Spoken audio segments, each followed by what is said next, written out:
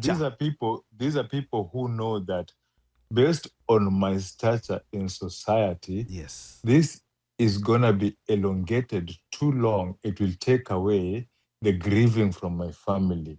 Most of the people who make these decisions za kuzikwa mapema, kufanya kitu ndogo fupi fupi, wanga wanajua the most important thing is wacha nipunguzie watu wangu burden, niwapate time ya kugrief. Siku hizi upatii watu kiberi kwa matanga. Hawezi. Why are you saying Githeri? Like, what are you trying to say? But you know, there's that guy who was a millionaire, billionaire, alikuja na helicopter. No, I'm just joking, boss. Mimi sikulagi githeri kwa sababu mimi kwangu associate githeri na struggle. Nimekula githeri when I was young. Unajua kama kushago alafu usijui kuna mataka mnapitia watu walikuwa wanakula githeri dry. So I think it's important to get people who have some level of information, whether whatever they say is partially true, but they have more information than we do. Okay. Uno, just go with the flow. I'm going with the flow. I'm aware you want to be buried in a $800 casket ya Walmart. Cremation would He be won't sour. care. Cremation Uno won't care. See, anasema no, cremation would be sour. But he's already gone at that point. No. Again, like again, kama ushaenda BB like because we ask, we banter, but we're like, if you're dead, you're dead, right? Correct. Whether you're buried in a Porsche or a white or a casket or 800 whatever, will you know? You will still burn eternally if you are meant to burn. Again, if there's hell. My guy, you know people are listening. Do you know if there's Jahannam? Yes, there is. You've been there? I haven't been there, and I don't have to be there. Just the same way, when I'm driving my car, I don't have to be inside the engine to know that. But at least you know, like, if, for example, if something whatever, so you've got insurance. Or if the car, so let me ask you a question. If there's a factory recall or whatever, you call you call Infinity. Where Igari? Uno, let me ask you a basic question here. Yes.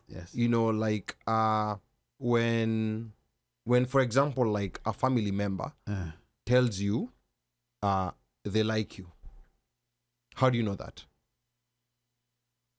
When they tell you, you know, you're a good uncle, I like you. How do you know they like you? See, by their actions. By them telling you. No. By their actions. How? I will know by their actions. So they tell you I like you, but you know, I've seen over time, okay, I like you. But telling me doesn't mean shit. But now telling me doesn't mean shit. No, but even see, Kenel can come and tell you that he likes you. No, but even by action. If Kenel comes and tells you he likes you. No, but the question that I'm asking, you know, Uno is trying to distract from the point. No. Uno is trying to distract from the point. So Kenel comes and tells you, your family tells you he likes you. Or you know, but you like, never had interaction with him. No, but no nasema, you know, like how do you know, you know, like how do you know when action. For example, like even if forget about a family member, even if let's say like it's a wife, even if it's a wife or a girlfriend telling you, it's action, I love you, how do you know that? It's action. But action for Uno, action speak louder no words. Exactly, because like now for example, I know like if I say so if I cook for you, does it mean I'm doing it because I like you? Because they're saying it's action. No. Yeah. Because okay, no, what I'm trying to get at. Yes. Unajua nini? Inaweza kuwa kwa sababu unaweza kuwa unapika for the sake of sustenance, right? Lakini mimi kwangu mtu kunifanyia love language yangu ni acts of services. That's how I show my love. Nikikufanyia kitu ni juu na kulike na kufanya. So mimi nikiona mtu amenifanyia kitu naona labda na like anafanya hivyo, unaona? It's all depend on different interpretations. Kenye unasema ni unaweza mwambia I love you but you don't show it. Na uoneshi by kuonesha anasema zile vitu zenye yeye ana recognize kama love. And by the way, it's like Trump saying I support black people but it's fair vitu zenye yeye ana recognize. Unajua kuna watu wenye love kwao ni kupewa pesa. Kuna wale wenye love kwao thank you ni kushikwa mkono. Kuna wale wenye love kwao thank you, Mika. So Mika, so kuna mtu love kwake ni kushikwa mkono, but there's someone who loves them but hamshiki mkono. But they yeye kwa mind yake ana assume because hajanishika mkono anipendi. So what I'm trying to get at is that's what you call hidden knowledge. Like you just go by what someone tells you and what they show you, but you can't see what's inside. And that's the reason why. Yes, and that's the reason why, and that's what's called hidden knowledge. Like you don't know what's inside of someone, and that's the reason why unasikia watu walikuwa na get along vizuri, and then ukasikia siku moja walikosana, mtu akakuja kamua, and then unasikia, oh, but I trusted him. You trusted him, but you don't know what's inside. Mm-hmm. So my question here is, and I think part of the problem is within these education systems that we've gone through, we've been taught, if you can't see it, if you can't feel it, it doesn't exist. And I think that's a very, very big problem that the world is experiencing. And that's the reason why utakuta mtu anauliza, anauliza certain questions on maybe a field that you have expertise in. Then anauliza question just because they haven't seen and they haven't felt it. This thing doesn't exist. Shida ni tuko na lot of individualism in life. Yeah. Tumefundishwa to a point that we are so important, we matter, that hata tunaona kama hatujui kitu vile umesema hai exist. So and then we don't want to learn. We assume that we are smarter and better and greater than anybody. When we want to go to any interaction with anybody, we want to gain more than everybody. Like the world is so kila mtu jifikiria, like people are selfish as hell. And I think that is why this show or this environment has taught me a lot to really study, read, get to know things, because I don't know a lot. I don't know anything. Yeah. At all. Today, umenifunza kitu. Like in terms of the burial, the process, like there's a lot I did not know. Yeah. Right? And I also hope that you learned that what you see internally, there's a mechanism in there that controls that we can get out of, but already we are programmed in such a way that that is how we do things. That's a current state. It is a current state. So like even the operating system. Yeah, that's the that's the operating system. Like, okay, 30,000 is going to take you so far when you're in Kenya. Yeah. Vis-a-vis 30,000 is really not going to take you here. So, but it is the idea that, you know what, this show makes me like, okay, let me expand the knowledge. Let me learn Hinduism. Let me learn something else. But with a lot of very wealthy people in Kenya opting to go away in very simple ways. When we look at, for example, like General Ogolla, doesn't this also and even look at Baba, for example, despite 72 hours, despite his 72, like despite the stature that he had in Kenya, he wanted to be buried within 72 hours. Yes. Don't you think this is also maybe an opportunity for now people to start slowly moving from the current state, which is not good, which is very expensive? 100%. Yeah. Because remember, we always say... No, Ali, I agree with you on the term, but then also let's not lie to ourselves. Those two people's burials are not cheap. So okay. They were not cheap at all. And I get, I think let me speculate. I get the urgency. The thing is this: the urgency and what he wanted, and then they know. His stature. These are people who know that based on my stature in society, yes, this is gonna be elongated too long. It will take away the grieving from my family. Yeah. So they put that short period of bury me within a certain time, so that you let the family to get more time to grieve and take away the limelight from its nannies. You know, when there's a limelight on the burial, the family really doesn't get to grieve because they're on the spotlight. And in where we come from, if you're a prominent person, we want to elongate your body. Tunataka mazishi yako ikuwe refu tukucelebrate sana, like sijui kwa nini. But right? think about it. But watu wanapendeza nini hiyo like they want to as many people to come and bury you. So the thing is, these are people who understand and they've come to vile tunasema watu jite mkutano ukubalini kuta happen. And once you accept this is going to happen, you also got to accept that it's going to cause grief to your people, and you consider them in making your decisions. Most of the people who make these decisions za kuzikwa mapema, kufanya kitu ndogo fupi, wanga wanajua the most important thing is, wacha nipunguzie watu wangu burden, ni wapate time ya kugrief. Because umesha accept death ni inevitable inakuja na itaumiza watu wako. Because think about it. What if Baba had prepared his followers and said, Mimi, in case niende, nataka 2 days, hata sitaki mambo mengi. Wangezusha. What would have happened? Yeah, wangezusha as in 2 days. Even if he had it would have been a problem. It would have been a problem. Because you're talking about stature. Vis-a-vis somebody who's just a regular bloke. That would have been complicated. You see, like, but if Baba was Muslim,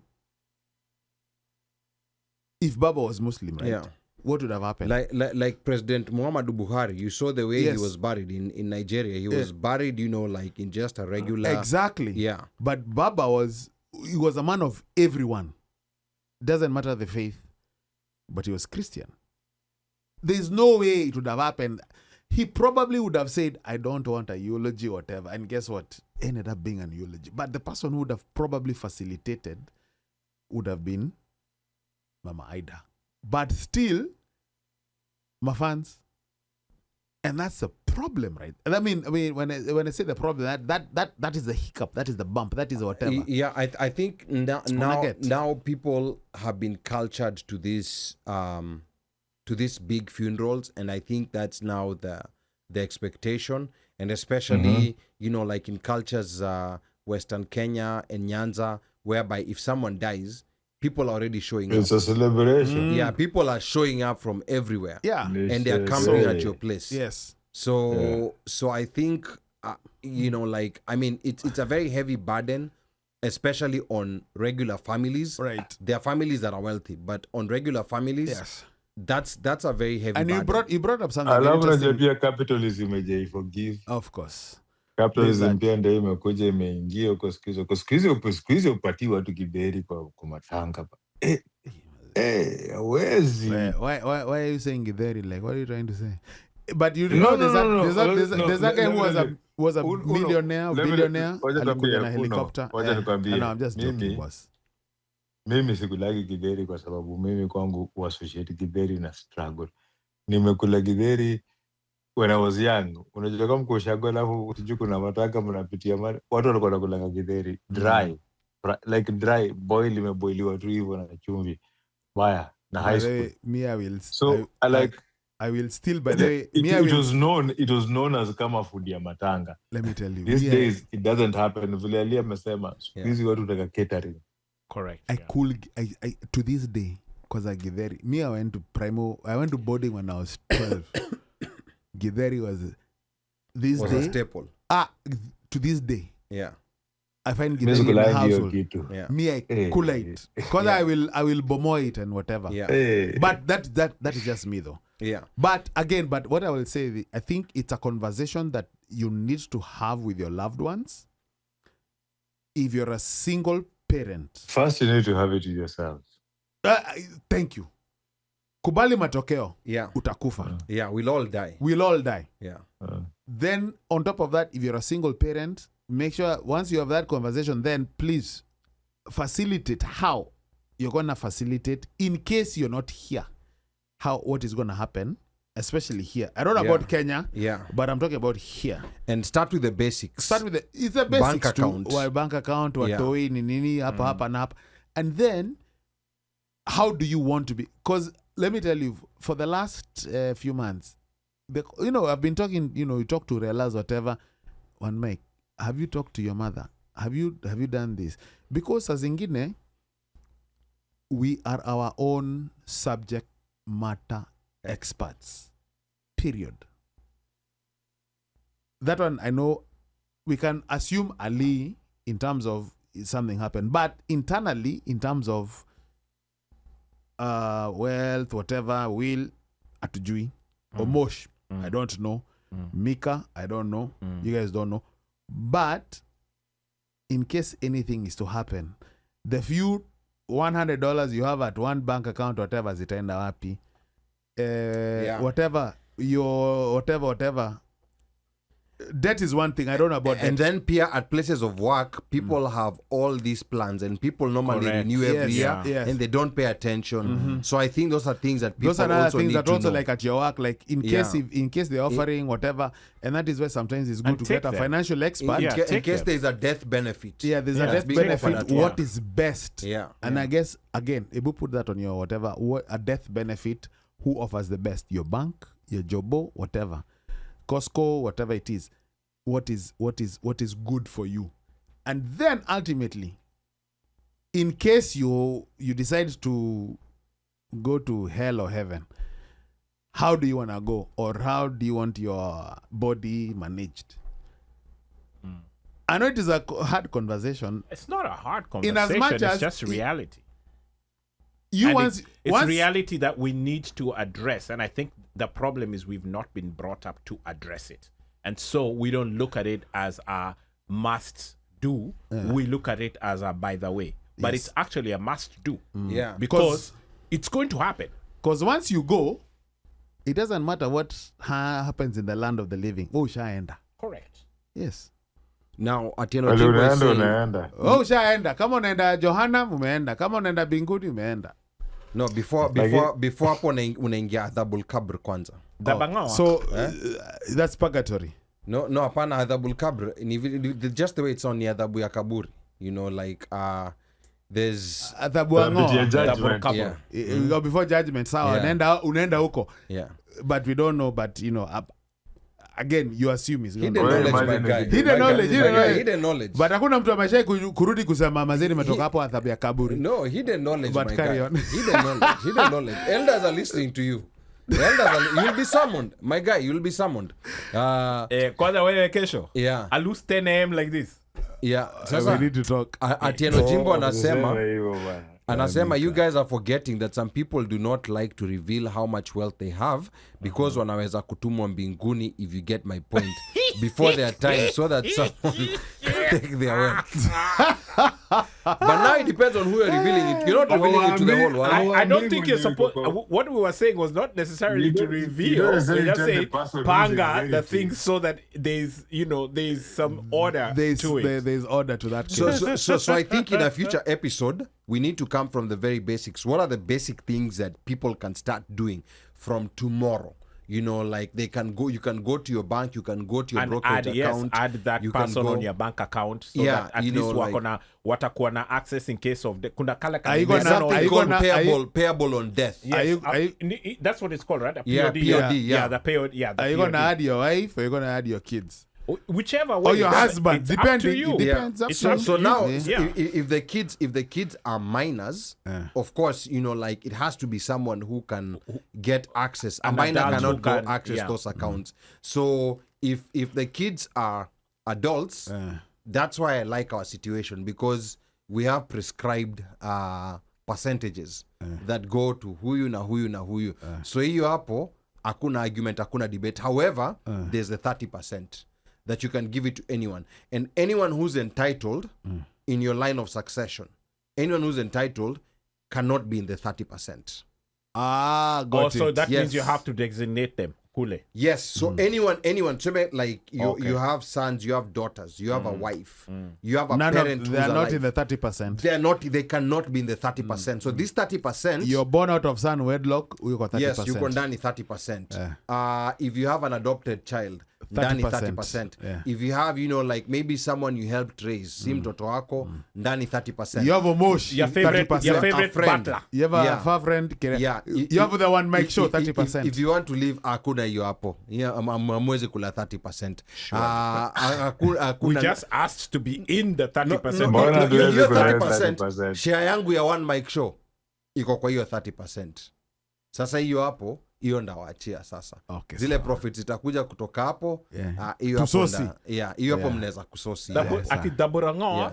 That one, daburangoa. Daburkabar. Daburangoa. So I think na hiyo 30%, that limit is to protect those who are entitled. Huwezi kusema huyu mtoi did not take care of me. Christians should have this. Huwezi kusema huyu mtoi did not take care of me, so a party inheritance. No. It doesn't matter. It doesn't matter even if they threaten to kill. The rules. The second chapter when they were telling you we're about the truth.